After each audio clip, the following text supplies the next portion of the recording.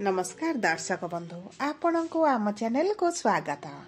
आमर आज भिडियोटी समस्त धनु राशि व्यक्ति विशेषज्ञ बहुत गुरुत्वपूर्ण रही से आपण धैर्यर सह यह भिडियोटी को शेष पर्यंत देखंतु। आपणक व्यस्त समय मध्यरु मात्र 10 मिनिट समय आपण निज पाई दियंतु, निज भविष्यत विषय रे जानंतु। देखंतु एही भिडियो रे आपण सही 6टी भविष्यतवाणी विषय रे जानिबे जहा 2025 जुलाई रु डिसेंबर मध्यरे हेबाकु थिबा ग्रह मानक गोचर अनुसार आपणक जीवन रे निश्चित घटिबो एवं आपण लेखि रखंतु एहा संपूर्ण भाव सत्य अटे। आपणक जीवन रे 2025 रे एही सब तारीख गुड़िकारे गुरुत्वपूर्ण घटना मान निश्चित घटिबो जहा आपणकर भाग्य भविष्यत को परिवर्तन करिबो। किंतु सर्वप्रथम जानि रखिबा अत्यंत आवश्यक जे समस्तंकर जन्म कुंडली भिन्न भिन्न होइथाए एवं पूर्व जन्मर कर्म अनुसार एही जन्मर कुंडली प्रस्तुत होइथाए। सेतिपाई आपणक कुंडली अनुसार आपणक जीवन रे जहा घटिबार थिबो ताहा निश्चित घटिबो। किंतु धर्मशास्त्र एवं ज्योतिष शास्त्र साहाय्य रे आपण भविष्यत रे हेबाकु थिबा बड़ घटना विषय आगरु जानि परिबे एवं प्रतिकार करी मध्य सेही बड़ घटना को छोट करि परिबे। ता सहित देखंतु ग्रह मानकर गोचर जहा समस्त ब्रह्मांडर गोचर करुछंती से माने आम समस्तक जीवन रे बड़ प्रभाव पकाई थांती। किंतु किछि ग्रह मानकर गोचर राशि परिवर्तन आमको शुभाशुभ फल प्रदान करिबा पय प्रतिज्ञाबद्ध होइथिला बेले आउ किछि ग्रह सेमानकर राशि परिवर्तन गोचर आमको अशुभ फल प्रदान करिथांती। सेथिपई एही 2025 जुलाई मास परे आपण देखिबे आपणक जीवन रे बड़ परिवर्तन आसीबो। किंतु परिवर्तन खराब ना भल जानिबा पई आपण भिडियोटी को शेष पर्यंत देखंतु। शेष पर्यंत देखिले आपण निश्चित भाव में जानि परिबे कोन रहिछि एही 6टी भविष्यतवाणी जहा 2025 रे जुलाई मास परे आपणक जीवन रे हेबाकु जाउछि। किंतु भिडियोटी आरंभ करबा पूर्वरु जदि आपणकर भी धनुराशि होइथाए एवं आपण भी ईश्वर को आंतरिक भक्ति एवं विश्वास करंती तेबे भिडियोटी को लाइक करंतु। कमेंट बॉक्स रे जय जगन्नाथ जय मां लक्ष्मी अवश्य लिखि दियंतु। ता सहित आपणक मन रे जहा भी प्रश्न रहिछि जहा भी द्वंद्व रहिछि आपण कमेंट बॉक्स रे लिखि जणातु। आमे आपणक प्रश्नर उत्तर देबा पई यथा संभव प्रयास करिवो। देखंतु विलंब हेले मध्य आपणक प्रश्नर आमे निश्चित उत्तर देबो। ता सहित दर्शक बंधु आम सह जोगाजोग करिबा पई वीडियोर मध्य भाग रे एक व्हाट्सएप नंबर टी दिया जाइछि जो नंबर साहाय्य रे आपण आम सह जोगाजोग करी निजर नूतन कुंडली प्रस्तुत करि परिबे, कुंडली विश्लेषण कराई परिबे किंबा आपणकर विवाह चाकरी व्यवसाय प्रेम संपर्क को नै जदि किछि समस्या रहिछि ताहार सहजरे समाधान करि परिबे किंबा आपण जदि विवाह पई कुंडली मेळक करिबा पई चाहुचंती ताहा मध्य कराई परिबे।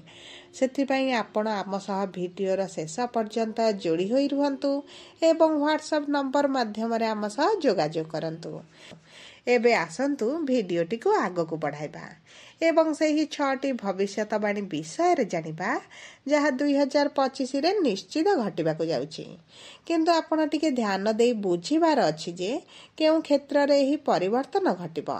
आपणकर शिक्षा ना कैरियर ना प्रेम संपर्क ना वैवाहिक संपर्क ना आपणक स्वास्थ्य रे सेतिपई आपण ध्यान देई देखंतु एवं बुझंतु। एबे आसंतु सर्वप्रथमे जानिबा आपणक राशि रे नवग्रहकर स्थिति एही जुलाई मास आरंभ रु किभଳି रहइबा। देखंतु आपणकर तृतीय गृह रे राहु, चतुर्थ गृह रे शनि, षष्ठ गृह रे शुक्र, सप्तम गृह रे सूर्य एवं गुरु, अष्टम गृह रे बुध एवं नवम गृह रे मंगल एवं केतु विराजमान करिसंती जहा फल रे सेही गृह गुडी को अधिक प्रभावित करिवे। ତେବେ ଆସନ୍ତୁ ଜାଣିବା ଆଜିର ପ୍ରଥମ ଭବିଷ୍ୟତବାଣୀ ବିଷୟରେ। ଦେଖନ୍ତୁ, ଆପଣଙ୍କର ପଞ୍ଚମେଷ ହେଉଛନ୍ତି ପ୍ରଭୁ ମଙ୍ଗଳ, ଯିଏ ଆପଣଙ୍କର ନବମ ଗୃହରେ ବିରାଜମାନ ଅଛନ୍ତି। ଏହାର ଅର୍ଥ ହେଲା, ଏହି ସମୟ ମଧ୍ୟରେ ଆପଣ ଯଦି ଆପଣଙ୍କ ଉଚ୍ଚ ଶିକ୍ଷା ସମ୍ବନ୍ଧିତ କୌଣସି ନିଷ୍ପତ୍ତି ନେବାକୁ ଚାହୁଁଛନ୍ତି, ବିଶେଷ ଭାବରେ ବିଦ୍ୟାର୍ଥୀମାନଙ୍କ ପାଇଁ ଏହି ଭବିଷ୍ୟତବାଣୀଟି ରହିଛି। ଯଦି ଆପଣ କିଛି ନିଷ୍ପତ୍ତି ନେବାକୁ ଚାହୁଁଛନ୍ତି, ତେବେ ଏହା ଆପଣଙ୍କ ପାଇଁ ବହୁତ ଭଲ ସମୟ ଆସିଛି, କାରଣ ଆପଣଙ୍କ ଭାଗ୍ୟର ଗୃହରେ ଆପଣଙ୍କର ପଞ୍ଚମେଷ ବିରାଜମାନ ହୋଇଛନ୍ତି। ଯେତେବେଳେ ପଞ୍ଚମେଷ ଆପଣଙ୍କର ଭାଗ୍ୟର ଗୃହରେ ବିରାଜମାନ ହେବେ, ସେହି ସମୟରେ ଆପଣ ଯଦି କିଛି କୋର୍ସ କରିବା ପାଇଁ ଚାହୁଁଛନ୍ତି, କିଛି ପଢ଼ିବା ପାଇଁ ବିଦେଶ ଯିବାକୁ ଚାହୁଁଛନ୍ତି, ଉଚ୍ଚଶିକ୍ଷା ପାଇଁ ଫର୍ମ ଫିଲ୍ଅପ୍ କରିବା ପାଇଁ ଚାହୁଁଛନ୍ତି, କିମ୍ବା ପାଠ ପଢ଼ାରେ କିଛି ପରିବର୍ତ୍ତନ କରିବା ପାଇଁ ଚାହୁଁଛନ୍ତି, ତେବେ ଆପଣ ଏହି ସମୟ ମଧ୍ୟରେ ଯେଉଁ ନିଷ୍ପତ୍ତି ନେବେ ଆପଣଙ୍କ ପାଇଁ ସଠିକ୍ ରହିବ। ତାହା ସହିତ ଯେଉଁମାନେ ଗଭର୍ଣ୍ଣମେଣ୍ଟ ଚାକିରି ପାଇଁ ପରୀକ୍ଷା ଦେଉଛନ୍ତି କିମ୍ବା ପ୍ରତିଯୋଗିତାମୂଳକ ପରୀକ୍ଷା ଦେଉଛନ୍ତି, ତେବେ ଆପଣମାନଙ୍କ ପାଇଁ ମଧ୍ୟ ଏହି ସମୟଟି ବହୁତ ଭଲ ରହିଛି।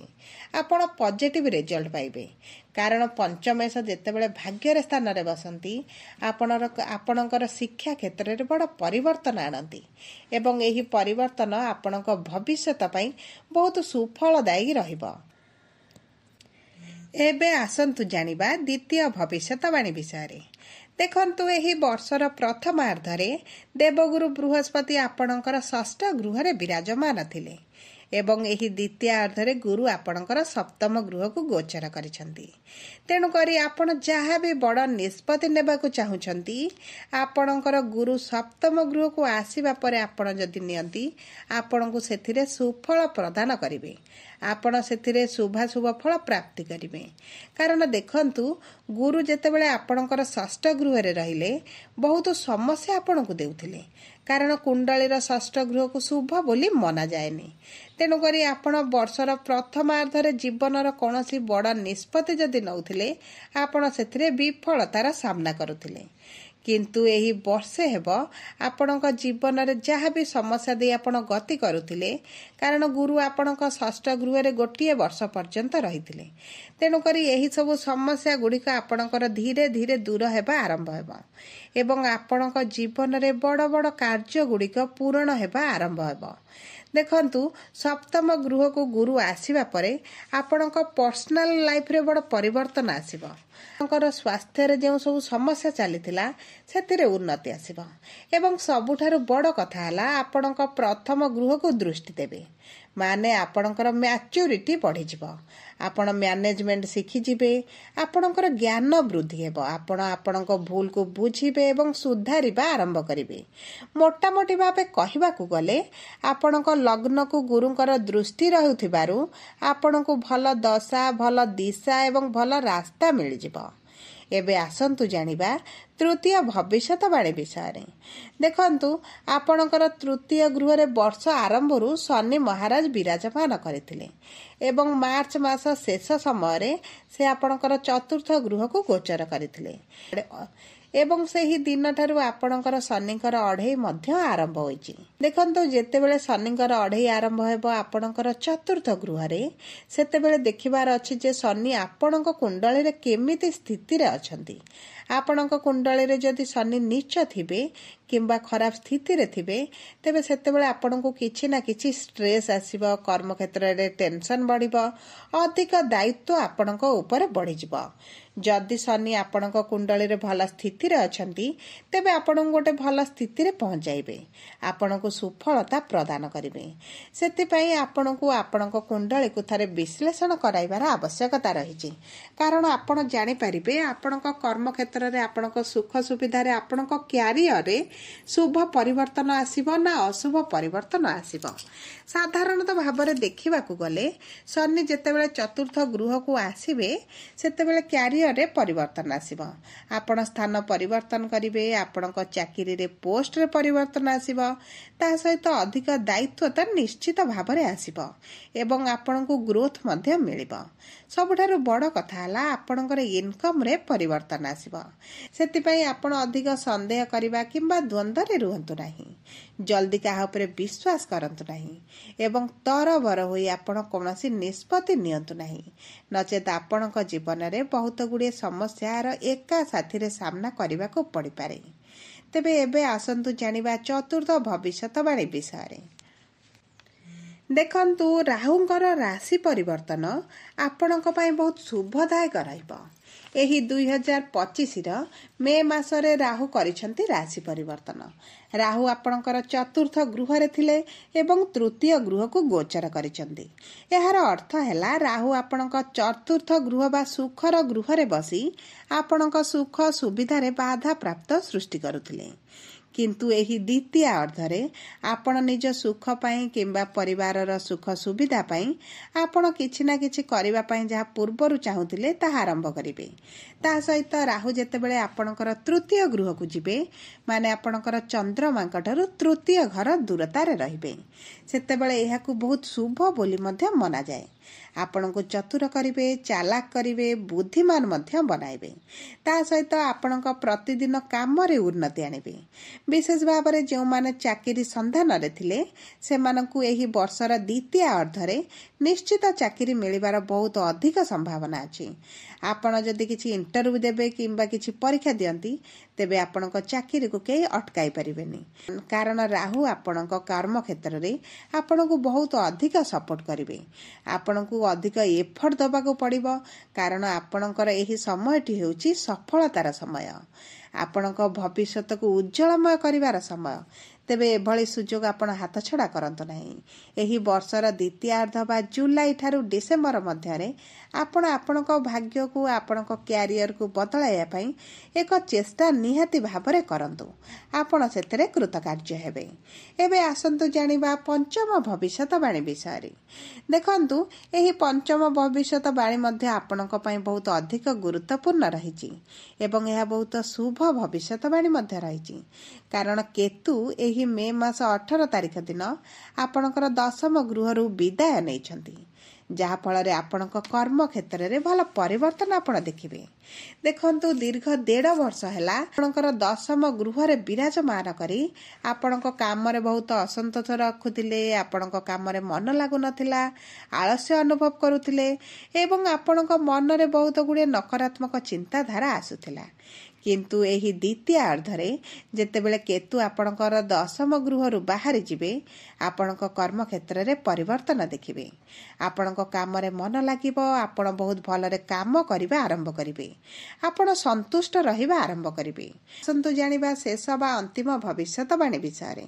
देखंतु एही जुलाई मास 13 तारिख दिन शनि हेउछंती बकरी एवं नवेम्बर 28 तारिख पर्यंत एही बकरी स्थिति रे रहिबे, जहा फल रे आपणकर पंचम गृह को प्रभावित करने सहित आपणकर चतुर्थ गृह को मध्य प्रभावित करिवे। तेबे देखंतु जदि आपणक कुंडली रे शनि भल स्थिति रे अछंती तेबे आपणक प्रेम संपर्क रे शुभ परिवर्तन सहित आपण आपणकर किछिटा विश पूरण करि परिबे। विशेष भाव में आपणक मां को स्वास्थ्य रे आपण परिवर्तन देखिबे। से मां कर जे स्वास्थ्य रे समस्या रहितला ताहा धीरे धीरे दूर हेबा आरंभ हेबो। ता सहित देखंतु आपणकर जदि प्रेम संपर्क रे किछि समस्या चलीथिला, किछि मनमालिन मतभेद थिला ताहा मध्य दूर हेबो। जदि शनि आपणक कुंडली रे नीच थिबे, खराब स्थिति रे थिबे तेबे आपणक मां को स्वास्थ्य रे एही 6 मास मध्य रे बहुत समस्या देखिबे। तांको डाइजेशन रे समस्या, गैस समस्या, विशेष भाव में आंठू गंठी एही गुडा करे किछि ना किछि जंत्रणा पीड़ा अनुभव करिवे। ता सहित आपणक प्रेम संपर्क रे ब्रेकअप भली परिस्थिति मध्य सृष्टि होई पारे। सेति प्रति आपणको टिके दृष्टि देबाको पड़िबो एवं आपणक शिक्षा क्षेत्र मध्य प्रभावित हेबो, कारण शनि बकरी हेबे माने आपणक पक्ष गृह को अधिक प्रभावित करिवे। सेति पई आपण आपणक कुंडली को विश्लेषण करांतु, जानंतु जे समस्या आपणक कुंडली रे अछि ना आपणक समय अनुसार एही सब समस्या रा आपण सम्मुखीन हेउछंती। तेबे आसंतु जानिबा किछि सहज एवं सरल प्रतिकार जहाँ आपणकर अशुभत्व को दूर करी शुभाशुभ फल प्रदान करिबो। प्रथमे आपण गुरुंकर बीज मंत्र प्रतिदिन 108 थर जप करंतु। ता सहित शनिकर 2.5 जेहेतु चलीची आपण शनिदेवंकर बीज मंत्र निहाती भाव में जप करंतु। ତା ସହିତ ହନୁମାନ ଚାଳିଶା ପାଠ କରନ୍ତୁ ଏବଂ ସବୁଦିନ ପ୍ରାତଃ ସମୟରେ ସୂର୍ଯ୍ୟଙ୍କୁ ଜଳ ଅର୍ପଣ କରନ୍ତୁ। ଏହା ଆପଣଙ୍କ ପାଇଁ ବହୁତ ଶୁଭଦାୟକ ରହିବ। ଯଦି ଆପଣଙ୍କର ଧନୁ ରାଶି ହୋଇଥାଏ, ଭିଡ଼ିଓଟି କିଭଳି ଲାଗିଲା କମେଣ୍ଟ ବକ୍ସରେ ଲେଖି ଜଣାନ୍ତୁ। ଯଦି ଆପଣଙ୍କ ପ୍ରିୟଜନଙ୍କର ଧନୁ ରାଶି ହୋଇଥାଏ, ତେବେ ଭିଡ଼ିଓଟି ତାଙ୍କ ସହ ସେୟାର କରନ୍ତୁ। ଯଦି ପ୍ରଥମ ଥର ଆମ ଚ୍ୟାନେଲକୁ ଆସିଛନ୍ତି, ଚ୍ୟାନେଲଟିକୁ ସବସ୍କ୍ରାଇବ୍ କରନ୍ତୁ। ପାଖରେ ଥିବା